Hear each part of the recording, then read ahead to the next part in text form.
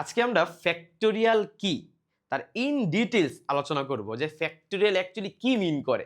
আমরা সবাই জানি যে ফ্যাক্টোরিয়ালকে নরমালি এই মানে এই চিহ্নটা দিয়ে প্রকাশ করা হয় অথবা এরকম একটা চিহ্ন দিয়ে প্রকাশ করা হয়, তাই না?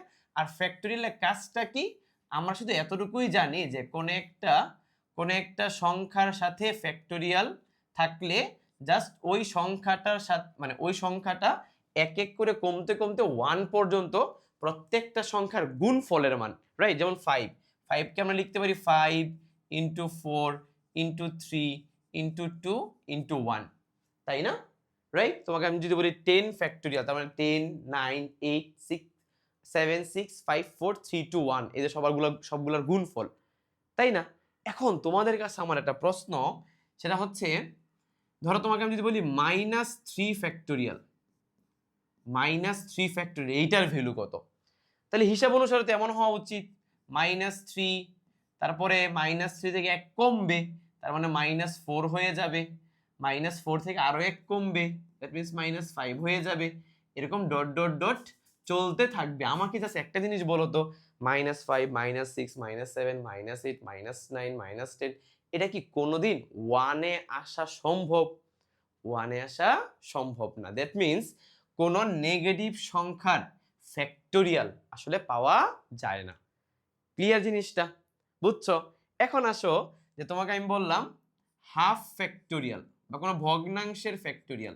তুমি চিন্তা করো, প্রথম সংখ্যাটা কি হাফ লিখবা না, এরপরে লিখবা কি হাফ -1, তারপরে লিখবা হাফ -2 ডট ডট ডট। বলো তো কোন একটা ভগ্নাংশ সংখ্যা থেকে কোন একটা পূর্ণ সংখ্যা বিয়োগ করলে জীবনে তুমি 1 পাবা? কখনোই 1 পাওয়া সম্ভব না। তার মানে এটাকেও আসলে 1 পর্যন্ত নিয়ে যাওয়া সম্ভব না। তার মানে কোনো ভগ্নাংশ সংখ্যারও ফ্যাক্টোরিয়াল আসলে পাওয়া যায় না। এবার প্রশ্ন হচ্ছে, তাহলে ভাইয়া ফ্যাক্টোরিয়াল অ্যাকচুয়ালি কি? ফ্যাক্টোরিয়াল যদি অ্যাকচুয়ালি কি এটা তুমি জানতে পারো বা বুঝতে পারো, তাহলে দেখবা তোমাদের ফ্যাক্টোরিয়াল সম্পর্কে যত কনসেপ্ট আছে সব কনসেপ্ট দূর হয়ে যাবে। খেয়াল করে দেখো, মানে সব কনসেপ্ট ক্লিয়ার হয়ে যাবে, দূর হয়ে যাবে। কনসেপ্ট আবার দূর হয় কেমনে? আচ্ছা, তুমি চিন্তা করো, জাস্ট তোমার কাছে ধরো ধরো তিনটা বস্তু আছে। ধরো তোমার কাছে তিনটা বস্তু আছে, একটা এ, একটা বি, একটা সি, ঠিক আছে?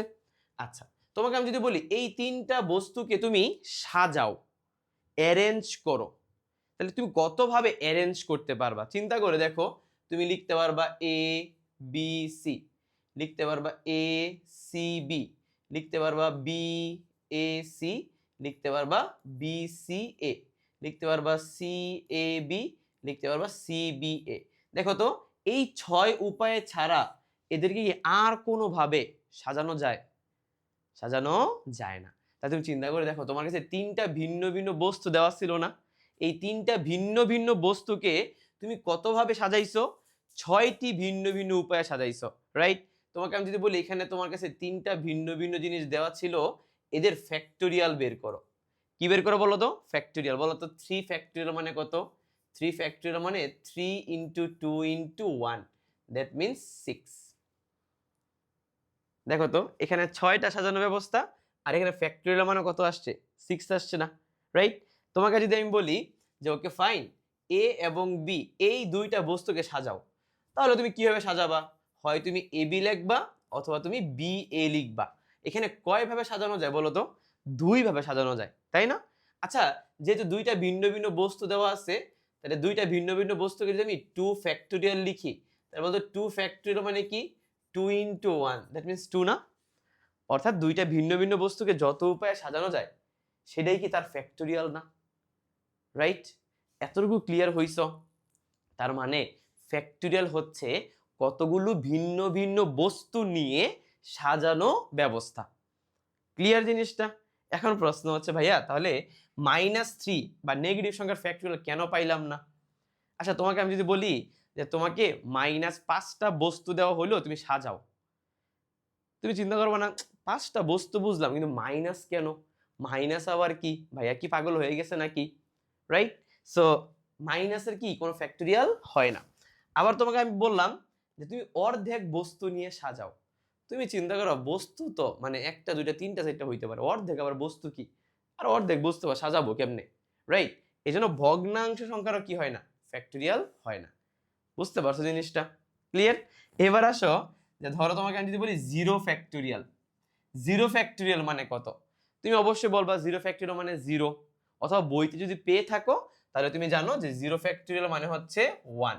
কিন্তু কিন্তু প্রশ্ন হচ্ছে জিরো ফ্যাক্টোরিয়ালের মান কেন 1? জিরো ফ্যাক্টোরিয়াল কি আসলে জিরোই হওয়া উচিত ছিল না? জিরো ফ্যাক্টোরিয়ালের মান 1, তার কারণটা হচ্ছে তুমি চিন্তা করে দেখো, ধরো তোমার ঘরের মধ্যে অনেকগুলা অনেকগুলা আসবাবপত্র আছে, তুমি এদেরকে সাজাইছো, অনেকভাবে সাজানো যায়, ভিন্ন ভিন্ন উপায়ে সাজানো যায়, রাইট? এখন ধরো তোমার ঘরে কোনো কিছুই নাই, একদম জিরো, কিচ্ছু নাই। চিন্তা করে দেখো তো, বা পুরা ঘর জিরো বাদ দাও, জাস্ট তোমার ঘরের একটা কর্নার, মানে একটা কর্নার খালি, ওই খালিটাও কিন্তু একটা সাজানো ব্যবস্থা।